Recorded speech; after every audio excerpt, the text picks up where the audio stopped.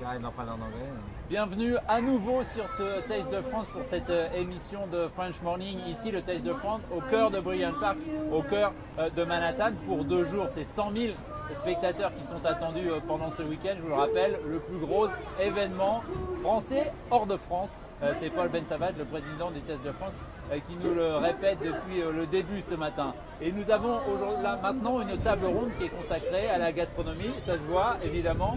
Ils ont mis leurs uniformes. Tous les deux, c'est Christian Tête-Doigt et Jean-Louis Dumonet, qui sont tous les deux des représentants. Ici, c'est la raison pour laquelle on les a ensemble, des maîtres cuisiniers de France. On va en apprendre un peu plus sur ce que c'est que cette organisation, cette très ancienne et très vénérable organisation des maîtres cuisiniers de France. Mais d'abord, un mot sur chacun.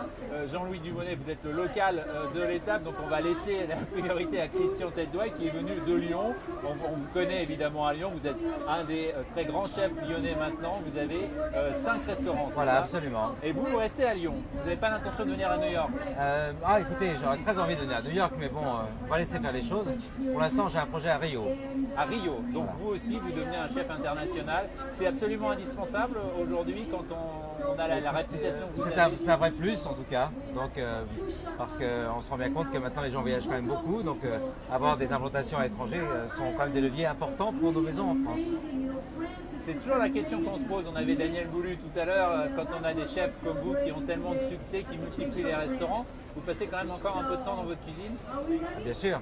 Alors le temps que je passe en cuisine est très important puisque c'est là où on fait la création des recettes. Donc je monte une équipe autour de moi et donc on fait des essais comme ça une fois par mois. Et après on fait tester ces recettes par les clients et quand on a le quitus, ça prend les mains à la carte. Et vous, Jean-Louis, évidemment, vous êtes ici. Si on est New-Yorkais, on connaît le nom de Jean-Louis Dumonet. Sinon, vous, personnellement, vous êtes ici depuis bien longtemps, 23 ans. 23 ans, oui. 23 ans. Et donc maintenant, vous êtes le chef d'un club. D'un club. Auquel donc on ne peut pas aller déjeuner si on n'est pas membre. Si vous pouvez aller déjeuner, mais il faut être invité par un membre. D'accord, d'accord. Un des plus vieux clubs aussi. C'est le plus vieux club privé des États-Unis. D'accord. L'Union Club. D'accord. Et donc vous n'avez plus votre restaurant? Non, on a vendu le restaurant en 2000, à Pâques 2000.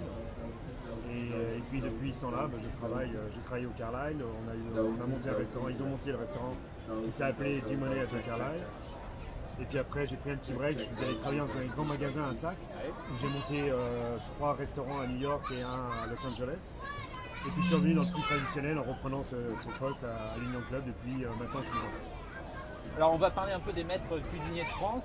C'est quoi cette très vieille organisation, Christian, si vous voulez Alors, c'est vous le président? Oui. C'est donc une association qui a été créée il y a 63 ans.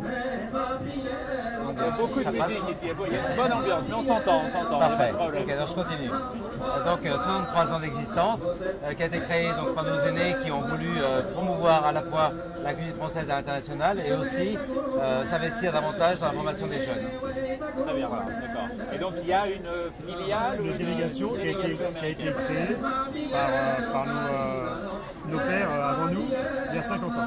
Donc cette année, en fait l'année prochaine, on aura la délégation des États-Unis du Canada aura 50 ans. Et pour fêter cela, Christian, le président, nous a donné l'autorisation de faire l'Assemblée Générale Internationale sur le sol des États-Unis. Et donc on fera ça à Las Vegas, dans un superbe hôtel, le Vénitien Palace. L'année prochaine. Nos aînés ayant bien fait les choses, on a le droit tous les 5 ans de faire un congrès international à l'étranger. Donc c'est plutôt sympa. Donc là ça tombe très bien parce qu'effectivement 50 ans ça vaut le coup d'être fêté. Alors évidemment quand on parle de cuisine aux États-Unis, à New York, il y a toujours l'éternelle question qui se pose de cuisine française.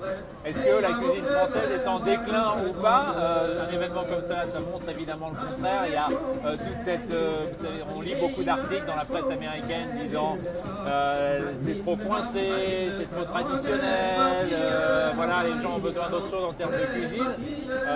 Vous montrez quand même que c'est pas le cas. Non, ça a changé un peu, je pense. Les gens reviennent un peu sur la cuisine française, mais les Français aussi se sont un peu réinventés. Je crois qu'on est reparti en flèche. Vous pouvez en parler à tous les chefs. beaucoup de chefs américains ont appris en France et en fait c'est la base, c'est une base que tout le monde apprend et après on la travaille comme on veut, mais je pense que la cuisine française C'est les fondamentaux. De toute façon, la cuisine française a toujours été un modèle. Et forcément, au bout d'un moment, le modèle, on finit par le brûler un petit peu. Donc il y a eu un petit peu un désamour pendant quelques années, mais là c'est vraiment en train de revenir parce que les gens se rendent compte que de toute façon, c'est la seule cuisine qui est vraiment structurée. Et on le voit bien dans les concours. Moi j'ai la chance de jury des concours dans le monde entier. Et je m'aperçois tout le temps que les gens qui gagnent, c'est ceux qui font la cuisine française, même s'ils ne sont pas français. Ils appliquent les bases et donc leur cuisine est plus structurée que les autres et c'est la raison pour laquelle ils gagnent. C'est important pour vous, Jean-Louis, d'avoir un événement comme ça, vous en êtes une des chevilles ouvrières. Oui. À quoi ça sert? Les Américains, les New-Yorkais connaissent la cuisine française, connaissent la France, l'image de la France, etc. C'est important de vous regrouper tous dans un endroit. Oui, je prenais ici ça un peu l'année dernière avec Enrique González, donc le fondateur avec nous, les maîtres cuisiniers de l'Académie et Ariane Daguin d'Artagnan. Et on s'est dit, tiens, on fait rien le dernier week-end de septembre, donc on va faire une grande fête pour la France. C'est parti un peu comme ça. Et nous, on voulait, avec les maîtres cuisiniers de France, on voulait toujours avoir une réunion ensemble, mais nous, on pouvait faire la cuisine, on pouvait faire goûter notre cuisine aux gens. Et donc, on a mis tout ça dessus et le Test of France était né. Voilà. Et comme l'année dernière, on n'a fait que 10 000 personnes, on s'est dit pourquoi on n'en fait pas 100 000 cette année. Alors voilà, on est là. Et puis, on n'est pas non regretté. Non, on n'a pas, vous avez vu. Vous avez discuté un peu avec les gens qui sont là depuis ce matin? Oui, comme on se promène un peu, ça peut être plein de risques, mais ça marche. Les gens disent c'est superbe, bravo, merci, c'est bien, c'est bon. Les gens se régalent, les gens se régalent vraiment. Ça reste la cuisine quand même, quoi qu'on en dise et tous les articles qu'on peut écrire sur l'éventuel déclin fictif donc, de la cuisine, ça reste quand même le cœur de l'image française ici aux États-Unis. Oui, je crois, parce qu'on a voulu, avec le Test France, un peu faire voir toute la France, toutes les industries de la France, tout ce que la France a de beau. Quoi.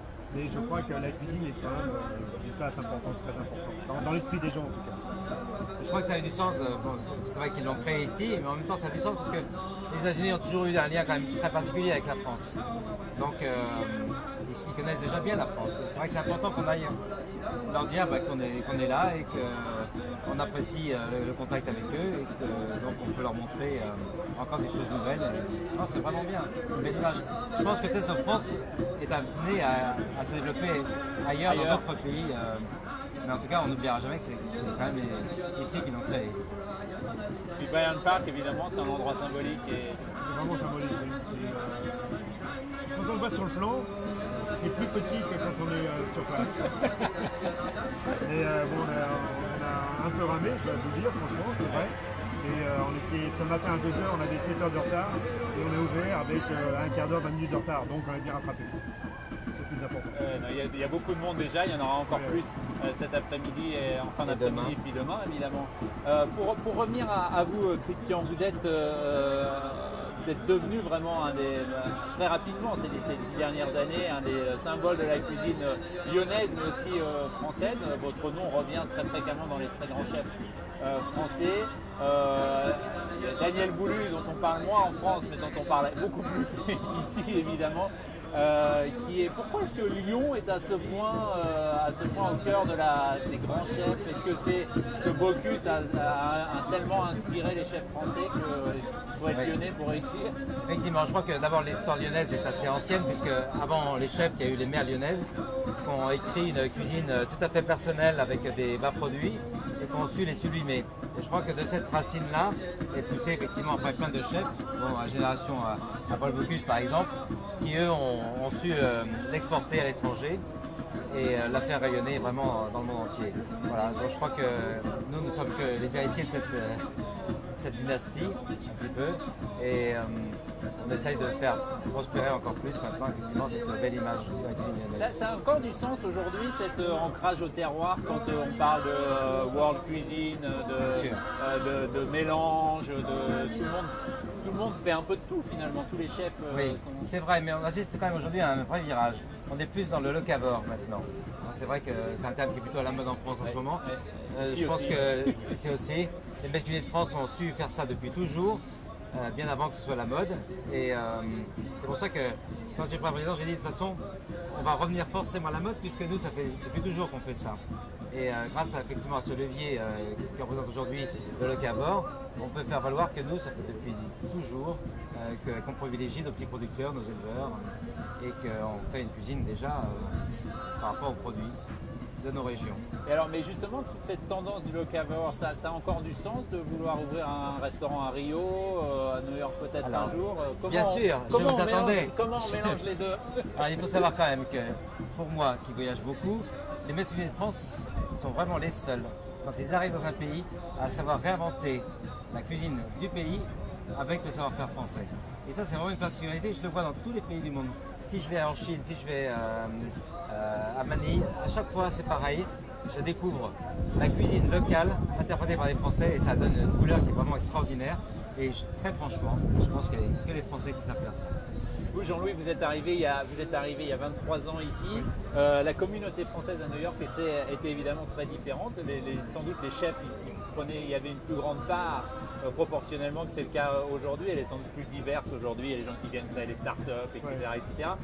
Néanmoins, est-ce que vous avez vu les choses évoluer en termes d'importance ou de facilité pour un jeune chef français à percer ici? Est-ce que c'est plus compliqué qu'il y a 23 ans, moins compliqué? Je ne sais pas si c'est plus compliqué ou moins compliqué. Je me souviens à 23 ans, c'était...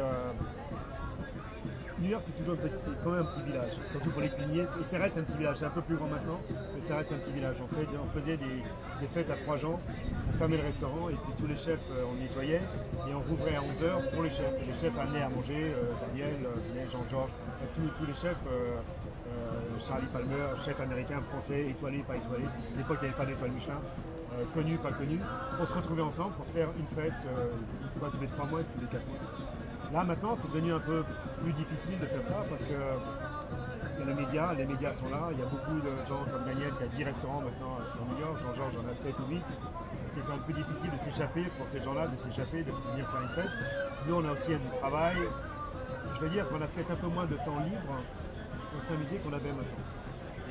Mais je crois que pour un bon chef, il n'y a pas peur, il y a jeune, vieux, c'est un bon chef peut réussir. Pour les jeunes que vous avez qui arrivent chez vous en cuisine, c'est le rêve américain, ça existe toujours? Oui, c'est vrai. Je crois que d'abord New York a toujours fait rêver des Français, et à juste raison d'ailleurs, moi le premier. Et c'est vrai que dans mes équipes, là par exemple j'en ai un avec qui j'ouvre un restaurant la semaine prochaine, c'est-à-dire mardi là. Et il est venu à New York pour s'imprégner un petit peu des nouvelles tendances, etc. Parce qu'on fait un restaurant assez branché à Lyon et qu'on appelle l'Arsenic. Faire la pub, c'est où? Rue Pierre Corneille à Lyon, 135 rue Pierre Corneille. Voilà. Donc tout ça pour dire qu'effectivement, ça fait toujours rêver les New York et je pense qu'il y aura encore des jeunes Français qui vont venir s'installer, j'en suis persuadé. Très bien. Bah, écoutez, merci beaucoup à tous les deux. On va continuer de rêver. Faites-nous signe quand vous ouvrez à New York. Alors, je trouve une chose importante. La ministre du Commerce actuelle, donc Julia, je ne sais pas son nom, enfin, bref, Julia quelque chose, que j'ai rencontré il y a 1 mois et demi, m'a confirmé qu'il y allait avoir une formation possible en Erasmus pour la cuisine, ce qui va permettre aux jeunes en 2e année de pouvoir venir aux États-Unis ou ailleurs faire leur 2e année, donc avoir la maîtrise de la langue, et après revenir faire leur 3e année en France. Et pour moi, c'est quelque chose d'important parce que beaucoup de Français viennent à l'étranger aussi pour apprendre à parler anglais, ce qui est aujourd'hui indispensable. Et après, ils ont tendance à rester parce que souvent ils partaient à l'étranger pour apprendre l'anglais et ils restaient parce que où ils trouvaient femme, où ils trouvaient une belle carrière. Et donc du coup, on les perdait. Donc on paye des formations en France pour des jeunes qui sont voués à partir à l'étranger, ce qui est un petit peu dommage. Voilà, donc moi en tant que Français, ça me paraît important de mettre cet Erasmus en place pour que les jeunes puissent aller faire la 2e année à l'étranger et reviennent après en France et j'espère rester aussi parce qu'on a quand même besoin aussi d'avoir des potentiels en France qui servent les intérêts de la cuisine française. Merci beaucoup à tous les deux, merci Jean-Louis. Merci. On se retrouve dans un peu moins d'1 heure maintenant pour une table ronde qui elle sera consacrée à la technologie, aux entreprises de technologie. On parlera beaucoup d'avions notamment. À tout de suite.